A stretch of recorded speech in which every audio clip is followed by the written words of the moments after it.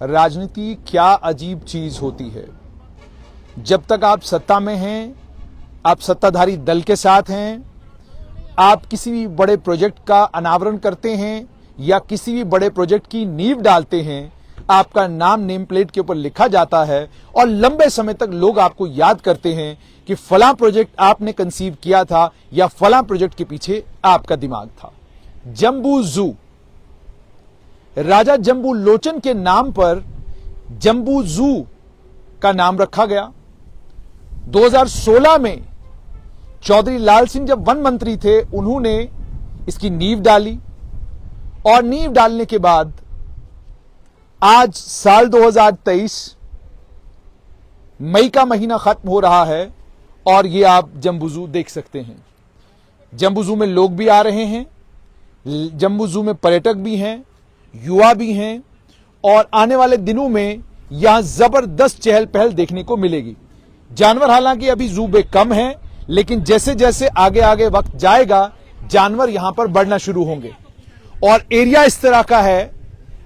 इस एरिया में वैसे भी जो जानकार हैं उनका यह मानना है कि बहुत सारे जानवर वैसे भी घूमते फिरते यहां आपको जरूर मिलेंगे। सांप आपको यहां मिलेंगे, चितरे आपको यहां पर मिलेंगे, भालू आपको यहां पर मिलेंगे, अलग अलग प्रजातियों के जानवर आपको यहां देखने को मिलेंगे, परिंदे भी आपको यहां पर देखने को मिलेंगे, बहुत कुछ यहां पर है। आज लेफ्टिनेंट गवर्नर मनोज सिन्हा ने इस जम्बू जू का अनावरण किया, इनॉग्रेशन किया। इनॉग्रेशन के समय सब लोग यहां पर थे, लेकिन अगर नहीं थे तो चौधरी लाल सिंह नहीं थे। हालांकि बहुत सारे लोग मुझे ये कहेंगे कि चौधरी लाल सिंह का नाम लेना जरूरी नहीं, बड़े सारे लोग ये भी कहेंगे कोई भी प्रोजेक्ट उसका फाउंडेशन स्टोन कोई रखता है लेकिन उसको इनॉग्रेट कोई और करता है। तो ये तो जाहिर सी बात है, एक प्रथा है और इसी प्रथा के चलते ये सारी चीजें होती हैं। तो क्या अलग बात है अगर आज चौधरी लाल सिंह को नहीं बुलाया गया है, चौधरी लाल सिंह का नाम नहीं लिया गया। मामला असल में यह कि चौधरी लाल सिंह भारतीय जनता पार्टी में शामिल हुए, वहां से वन मंत्री बने, फॉरेस्ट के मंत्री बने और फॉरेस्ट के मंत्री बनने के बाद उन्होंने एक नींव रखी जम्बू जू की। जम्बू जू के ऊपर जब काम शुरू हुआ, लंबे वक्त तक काम रुका रहा, तब भी लग रहा था कि शायद ये डेडलाइन पर ये जू मुकम्मल नहीं होगा। लेकिन 5 अगस्त 2019 के बाद लेफ्टिनेंट गवर्नर मनोज सिन्हा के शासनकाल की अगर हम बात करें तो पिछले 2 साल में जिस तेजी के साथ इस जू के ऊपर काम हुआ है वो सराहनीय है। उसके लिए बधाई के पात्र हैं लेफ्टिनेंट गवर्नर मनोज सिन्हा।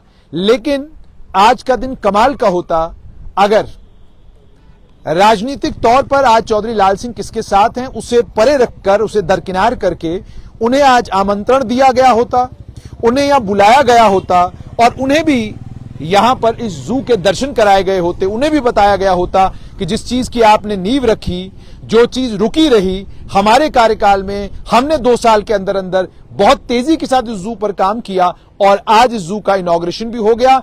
आज इस जू में लोगों ने आना जाना भी शुरू किया। हफ्ता एक आप अपनी गाड़ी लेकर, हफ्ता एक आप अपना बाइक लेकर, हफ्ता एक आप अपना वाहन लेकर इस पूरे जू में घूम सकते हैं। हफ्ते के बाद जो है मनाही है, हफ्ते के बाद बाज़ाब्ता टिकट लेनी होगी और टिकट लेकर आप जू का नजारा कर सकते हैं। लेकिन राजनीति बड़ी अजीब चीज है।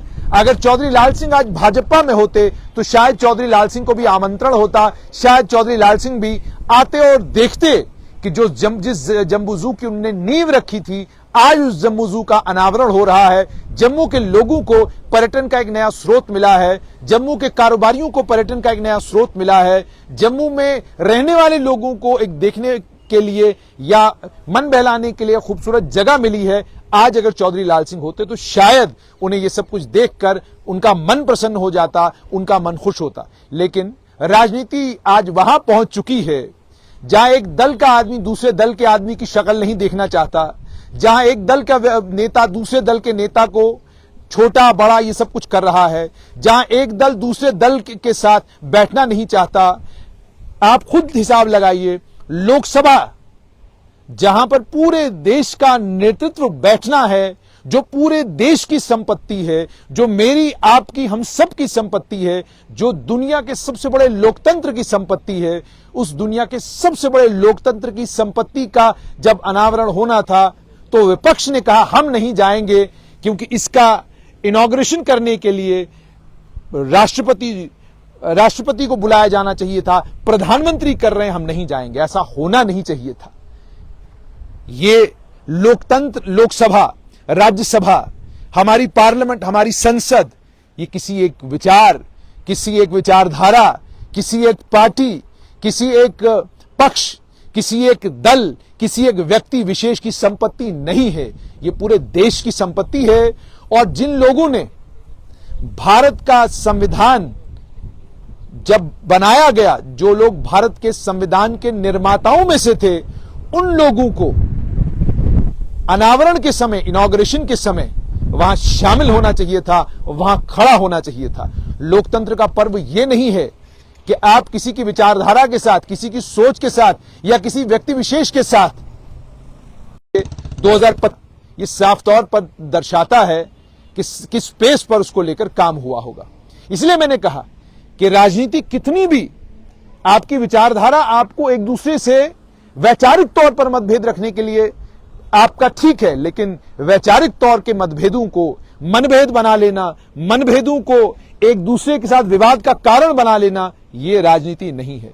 इसलिए मैंने कहा कि आज जम्बू जू में अगर चौधरी लाल सिंह होते, आज जम्बू जू में अगर वो सभी लोग होते जिन सभी लोगों ने नींव डालते समय इस जू की, इस चिड़ियाघर की जिन लोगों ने नींव डाली, अगर वो सभी लोग आज यहां होते, यकीन मानिए एक नया राजनीतिक मैसेज जो है वो पूरे जम्मू कश्मीर में चला जाता कि जब राष्ट्रहित की बात आएगी, जब उन चीजों की बात आएगी जो साझी विरासत है जम्मू और कश्मीर के लोगों की, उस साझी विरासत के लिए हम एक साथ मिलकर हाथों में हाथ डालकर इनॉग्रेशन के लिए वहां पर बैठे रहेंगे। सरकार को भी चाहिए था, चौधरी लाल सिंह को बुलाया जाना चाहिए था।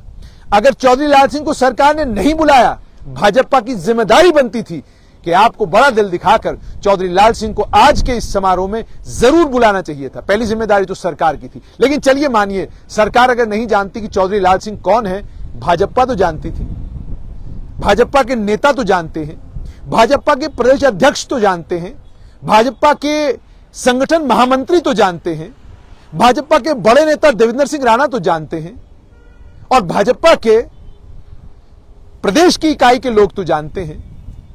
ये राजनीति के लिए और आने वाले कल के लिए अच्छे संकेत नहीं है।